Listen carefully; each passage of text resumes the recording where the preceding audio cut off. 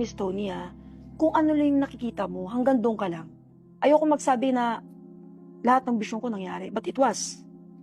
Nangyari naman talaga eh. Like 10 out of 10, ilan ang nangyari? Wala pa siya kung matanda na walang nangyari.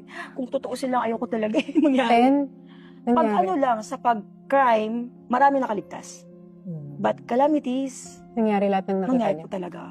Sa Pilipinas? Sa Pilipinas yung Taal. Tapos yung mga accident. Nakikita niyo? Nakita ko lalo sa mga artista. Banggit ko lang sa inyo sa isang vlogger. Talagang kumunik ako doon. Nag-reach out talaga ako sa akin. Kasi may nakita kayo? Sabi ko, maano kasi mawawala ka before your birthday.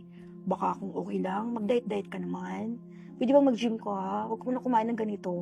Talaga. Kumain siya ng kumain eh. Pero minarningan niyo na yung vlogger? Pinayaan ko na siya. Namamatay siya? Sabi niya, nag-ingat naman po ako, madam. Hindi eh.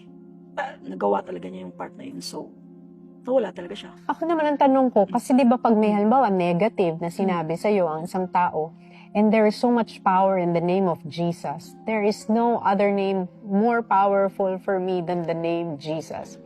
Di ba kayang makontra yun? Naman.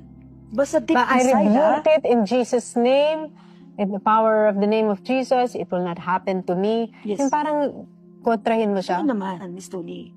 Kailangan, pag when you call the name of Jesus, from here, Yeah. not from the mouth, not just